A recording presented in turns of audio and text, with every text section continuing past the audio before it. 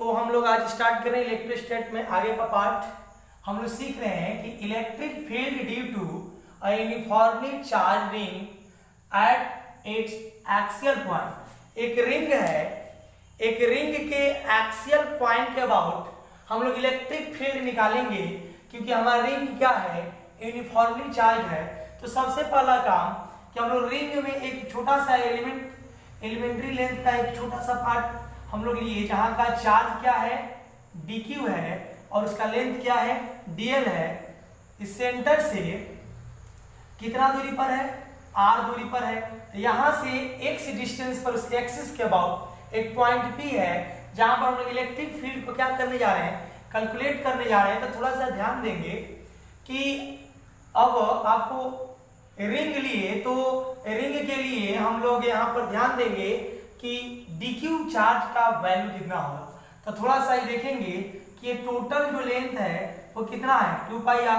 तो 2πr length पर charge कितना है, q है।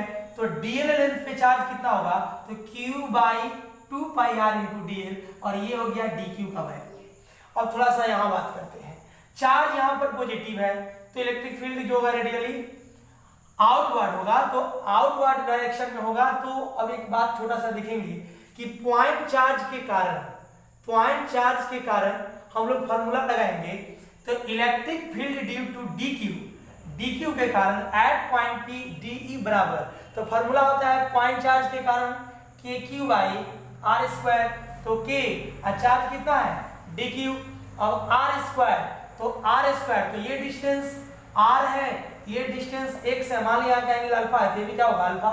तो कंपोनेंट तोड़ लिए, जिसके साथ अल्फा होगा उसके साथ कॉस, जिसके साथ नहीं उसके साथ साइन। तो हो जाएगा क्या, डी कॉस अल्फा और डी साइन अल्फा, और ये हमारा हो गया डी। तो आगे बढ़ते हैं।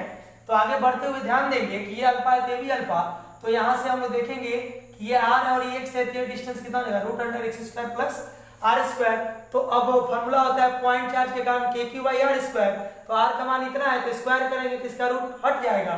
अब यहां देखेंगे net electric field at point P can be given as it is equal to integration of dE cos alpha, integration of dE cos alpha।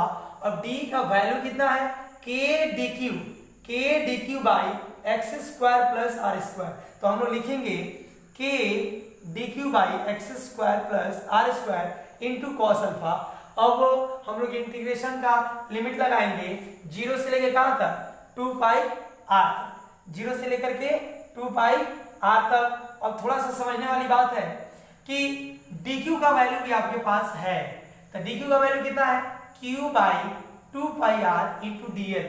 मैंने dq का वैल्यू रखा q by 2πr into dl। पहले से यहाँ क्या है, X square plus R square, X square plus R square into cos alpha की बात करें तो कॉस अल्फा, तो यहां से निकालेंगे। तो यदि इस एंगल की बात करें तो सामने वाला परपेंडिकुलर एडजेसेंट साइड बेस, और इससे सामने वाला हाइपोटेन्यूज। तो यहां से कॉस अल्फा निकालेंगे तो बेस अपॉन हाइपोटेन्यूज, तो b बाई h, तो x upon under root x square plus r square. तो यहां से इस वैल्यू को अब यहां हम लोग आते हैं, तो यहां आएंगे तो kqx और नीचे से 2πr को बाहर निकाला। अब इसके बारे में सीखेंगे कि ये x square plus r square का पावर 3/2 कैसे है। तो थोड़ा ध्यान देना कि यहाँ जो है x square by plus r square into यहाँ दिया हुआ है under root x square plus r square. सोचिए x square plus r square into, अभी रूट हटाएंगे तो आ जाएगा x square plus r square का पावर हाफ, यहाँ पावर 1। तो बेस सेम है, तो पावर को ऐड करेंगे तो 1 प्लस 1/2 किसके बराबर, 3/2 के बराबर। अब अंदर हमारा सिर्फ क्या बचा, dl बचा। अब dl का इंटीग्रेशन करना है, तो ये पूरा का पूरा कांस्टेंट बाहर, और ध्यान देंगे यहाँ 3/2 बाहर, और dl का इंटीग्रेशन क्या हो जाएगा, l। अब लिमिट रखेंगे तो अपर लिमिट को पहले रखेंगे, लोअर लिमिट के बाद में। तो अपर लिमिट रखे कितना, 2πr माइनस लोअर लिमिट 0। अब यहाँ से 2πr और 2πr कट गया, तो हमारा फाइनल रिजल्ट कितना आया, EP बराबर kqx upon x square plus r square to the power 3/2। ये हमारा किसका रिजल्ट है, बहुत ही वीवीआई रिजल्ट, किसका? रिंग का। वो भी कैसा रिंग? Uniformly charge ring. किसके अबाउट ये है? तो एट इट्स एक्सियल पॉइंट के अबाउट। अगर कोई पूछेगा कि एक रिंग के एक्सियल पॉइंट के अबाउट अगर वो रिंग यूनिफॉर्मली चार्ज है तो उसका इलेक्ट्रिक फील्ड का फॉर्मूला तो आपको बताना है KQX divided by X square plus R square to the power 3/2। और एक बात को हमेशा याद रखना कि जीतने वाले छोड़ते नहीं और छोड़ने वाले जीतते नहीं। बस एक जीत होनी चाहिए मंजिल को पाने के लिए। आप इसे आराम से उतारिए। आइए हम लोग आज का आखिरी कैलकुलेशन देखते हैं। कैलकुलेशन में ये है कि electric field strength at the centre of uniformly charge hemispherical cup. मतलब एक हेमिस्फेरिकल कप है और वो चार्ज है तो उसके कारण जो है उसके सेंटर से मतलब इलेक्ट्रिक फील्ड का स्ट्रेंथ हमको निकालना है। थोड़ा सा समझना है कि ऐसा कैलकुलेशन हम लोग रोटेशन में सेंटर ऑफ मास और मोमेंट ऑफ इनर्शिया में कभी देखे होंगे नहीं, तो कभी आप कॉपी को देखिएगा तो आपको मिलेगा।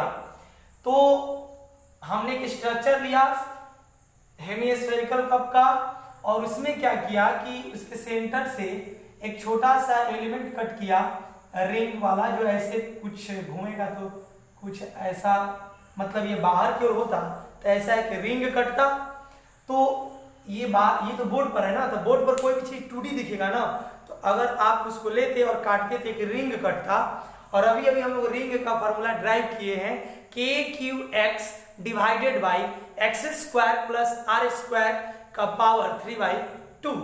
तो उसी चीज का हम लोग यहाँ यूज करेंगे कि रिंग कट किए और रिंग का सबसे पहले हम लोग विड्थ को, जिसको ब्रेथ बोलते हैं, निकाल लें। तो आपको पता होना चाहिए कि एंगल इज इक्वल टू होता है आर्क लेंथ बाई रेडियस। तो arc length is equal to क्या हो जाएगा? Angle into radius. तो यहाँ एंगल डी थीटा है और रेडियस क्या है? आर है। तो दोनों को गुणा करेंगे तो ये वाला पार्ट कितना आ गया? R D theta. अब थोड़ा समझेंगे कि यहां से यहां तक का रेडियस मान लिया स्मॉल आर, अगर ये एंगल थीटा है तो ये वाला कंपोनेंट हो जाएगा आर कॉस थीटा और ये वाला कंपोनेंट होगा आर साइन थीटा। इसलिए हम लिख सकते हैं कि small R is equal to R sine theta और ये वाला कंपोनेंट कितना हो जाएगा? R cos theta. किसके कारण? तो कंपोनेंट तोड़ने के कारण। यहाँ थीटा है जिसके साथ थीटा उसके साथ कॉस, जिसके साथ नहीं रहता उसके साथ साइन। अब समझने वाली बात है कि यहाँ पर हम लोग क्या करें, तो सबसे पहले चार्ज ऑन एलिमेंटल स्ट्रिप, तो एलिमेंटल स्ट्रिप dq निकालें। तो यहाँ पर दिया हुआ है चार्ज डेंसिटी कितना? सिग्मा। सिग्मा है क्या? तो सिग्मा जो होता है वो होता है चार्ज पर यूनिट सरफेस एरिया। चार्ज पर यूनिट सरफेस एरिया, जिसके कारण इसका यूनिट होता है कूलम पर मीटर स्क्वायर। और बाय क्रॉस करें तो dq is equal to sigma into surface area. तो सिग्मा इंटू सरफेस एरिया, तो एरिया की बात कर रहा है, तो जब एरिया की बात कर रहा है तो एरिया इज इक्वल टू होता है लेंथ इंटू ब्रेथ। तो इसका लेंथ कैसे निकालेंगे? तो ये रिंग है, तो रिंग का जब निकालेंगे तो रिंग का लेंथ कितना हो जाएगा? तो 2πr। तो r कितना है? r sin theta. तो इसका हो जाएगा dq equal to sigma into length, तो 2πr sin थीटा और ब्रेथ कितना है? r d theta. तो ये हमारा टोटल हो गया एरिया, तो sigma into surface area is equal to हमारा हो गया छोटा सा चार्ज dq। तो ये कैसे आया, समझ में आया? इस रिंग का हम लोग निकालेंगे सरकमफ्रेंस, जो लेंथ होगा वो कितना होगा? 2πr। तो r यहाँ कितना है? r sin थीटा, तो यहाँ 2πr sin थीटा और यहाँ ब्रेथ कितना है? r d theta. तो ये हो गया r d थीटा। अब कह रहा है कि electric field at C due to dq।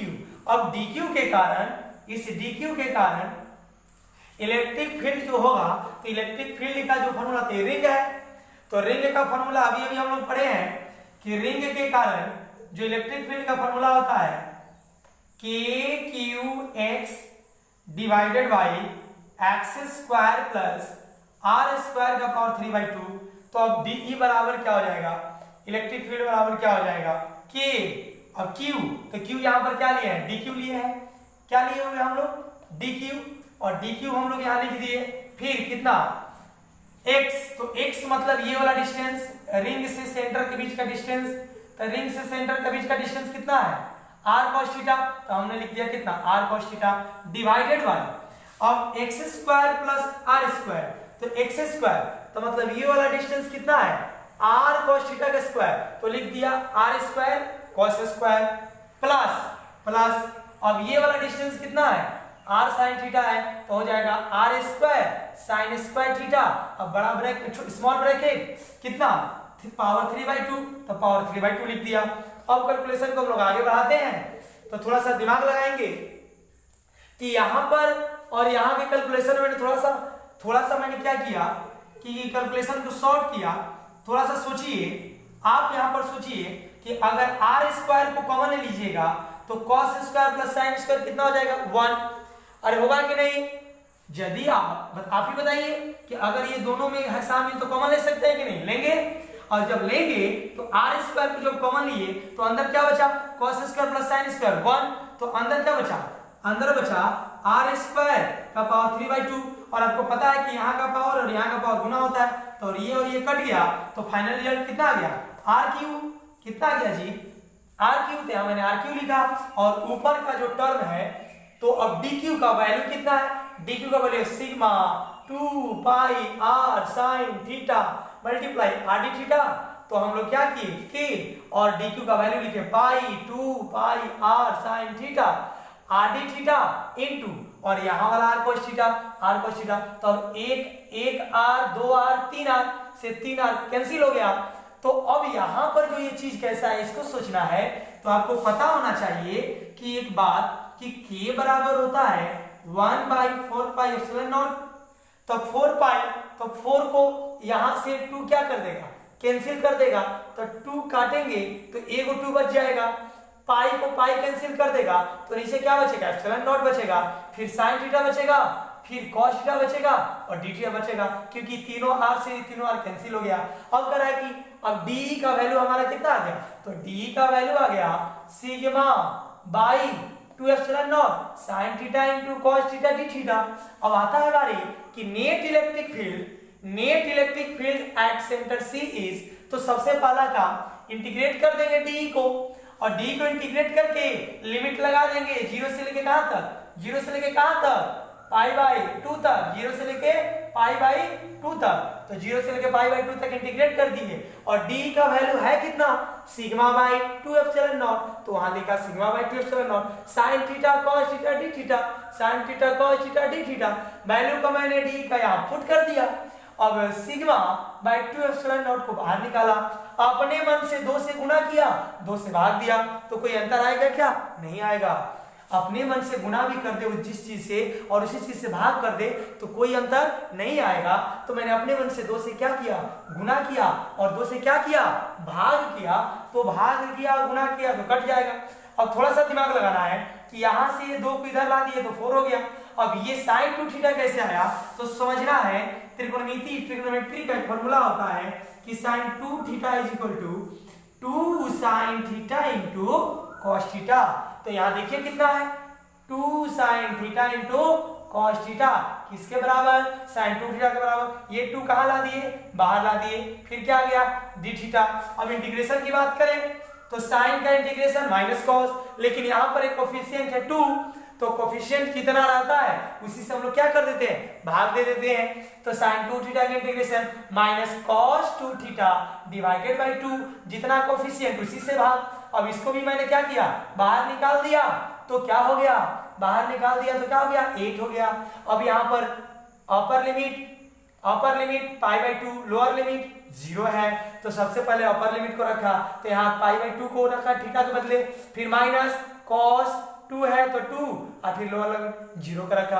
अब बाबू ध्यान दीजिएगा आप लोग कि 2 से 2 क्या हो गया कैंसिल हो गया, 2 से 2 क्या हो गया कैंसिल हो गया, तो यहाँ कितना बचा cos पाई, और यहाँ 2 में 0 से गुना करेंगे कितना होगा 0, तो cos पाई का वैल्यू -1, फिर यहाँ माइनस का साइन है तो माइनस का साइन दिए, फिर cos 0 का वैल्यू, तो cos 0 का वैल्यू 1 होता है तो उसको 1 लिखे, तो -1 और -1 -2, तो और यहाँ से क्या किया मैंने माइनस को यहाँ बाहर निकाल दिया, तो यहाँ माइनस बाहर है, तो अब यहाँ 2 से काटेंगे तो जो 8 है वो कट के आ गया 4 और माइनस माइनस क्या हो गया प्लस, और इस प्रकार हमारा एक बहुत ही वीवीआई रिजल्ट मिला।